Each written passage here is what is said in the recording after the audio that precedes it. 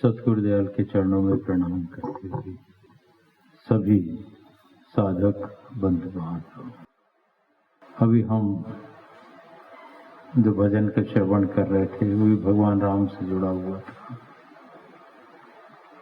हम सबके आराध्य भगवान राम, जिनका कि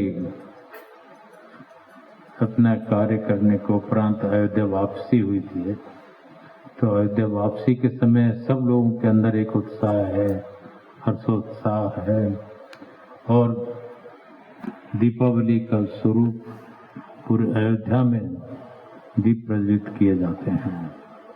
आज वही पर्व है। बाहर जैसे कहा जाता है कि पूरा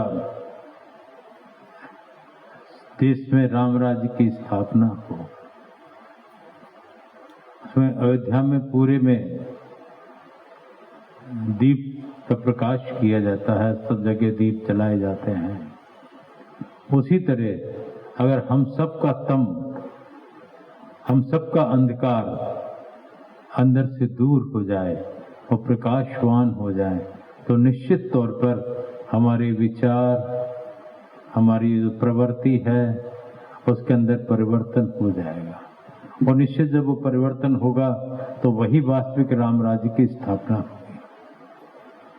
आज के इस पावन पर्व पर हम लोग अपने अपने स्तर पर सोचें कि हमें क्या छोड़ना है, क्या पकड़ना है, और उसके ऊपर स्थिर चित्त होकर के चलें।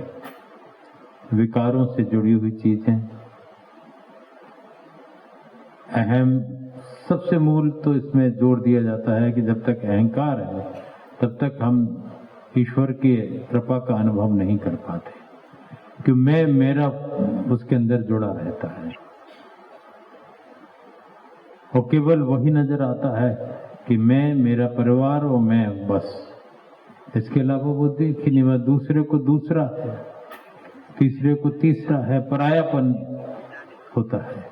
लेकिन जहां वो खत्म हो जाए तो समूचा विश्व हमें अपने ही परिवार नजर आने लगे और सबका दुख सुख अपना दुख सुख समझने लगे, तो निश्चित तौर पर उसके ऊपर राम जी की कृपा, सदगुरु की कृपा सहज में होती है और वही वास्तविक साधक है।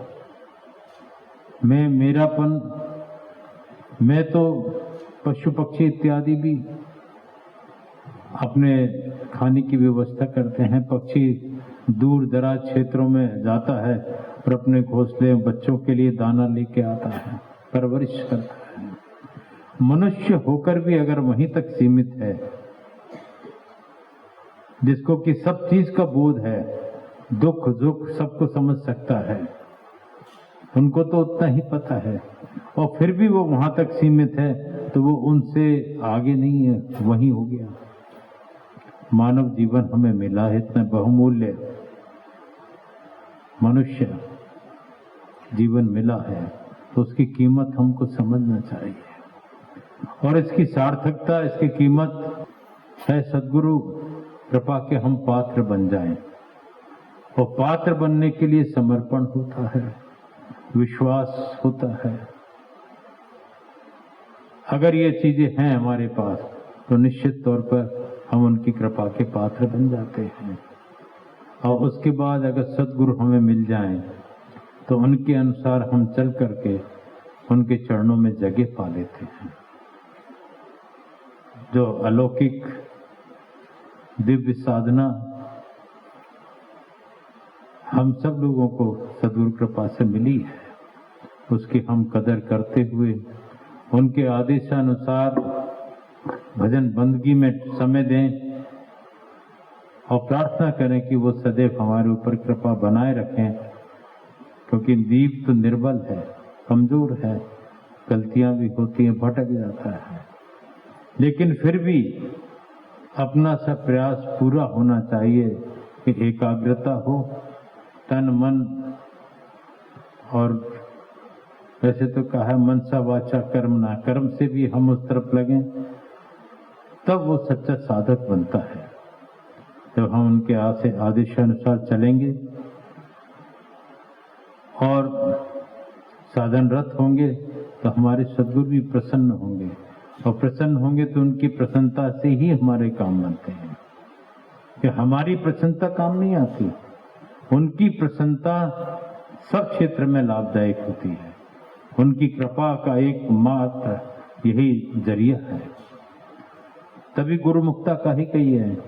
गुरुमुख वही होता है कि गुरु के मुख से कुछ निकला, अपन ने पालन किया, और जब वो पालन करते करते निष्काम भाव से आज्ञा आदेश का पालन करते हुए जब आगे बढ़ता है तो निश्चित तौर पर उसके ऊपर उनकी कृपा बरसती है।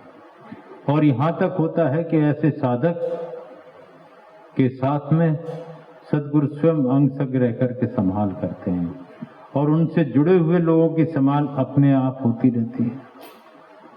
लेकिन अपने अंदर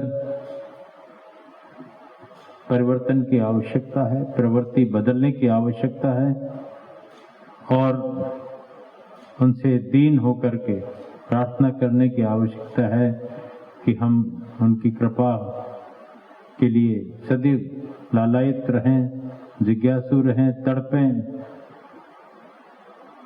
ताकि विरह पैदा हो, और विरह पैदा होकर के सद्गुरु की कृपा हमें मिले तो हमारा अंतर का अंधकार दूर हो, और वो हम नित्य शाश्वत हमेशा रहने वाला प्रकाश हमारे अंदर प्रकट हो जाए, और उनकी कृपा सदैव हमारे अनुभव में आती जाए। क्योंकि आज विलंब भी बहुत हो गया है, तो सबको अपने घरों में भी देखना है। वैसे तो सतगुरु मालिक साहब ने फरमाया है, तू देख दिवाली आई, जग क्या क्या करे सफाई, आंगन लीपे भीते पोते, तू देख दिवाली आई। फिर आगे कहा है, अध्यात्म के क्षेत्र का भेद बताते हुए, है दीप दिवाली ढोंग अरे, कर करके याको बहुत मरे, अंध के कूप सभी गिरे, प्रकाश लखा नहीं आंखों में। संतों की दिवाली सतपुर में है, राह अधर और अंतर में, तब मान खिले गुरु दर्शन से, कमलों का जलवा आंखों में। हमारे सतगुरु ने, हमारे मालिक ने उस सच्ची दिवाली से जोड़ दिया है। फिर भी बाह्य व्यवस्थाओं को देखते हुए प्रतीक के तौर पर यह भी आवश्यकता है, पर इससे समेट करके अंतर में चलना है, और अंतर में उनकी कृपा के लिए पात्रता बढ़ाएं, ताकि उनकी कृपा सदैव हमारे अनुभव में आती रहे। हम भी सबकी तरफ से प्रार्थना करेंगे कि सब पर सदैव ऐसा वरद हस्त बनाए रखें, कृपा बनाए रखें कि हम सही रास्ते पर चलकर सही दिशा के द्वारा अपने लक्ष्य को प्राप्त कर सकें। ओम।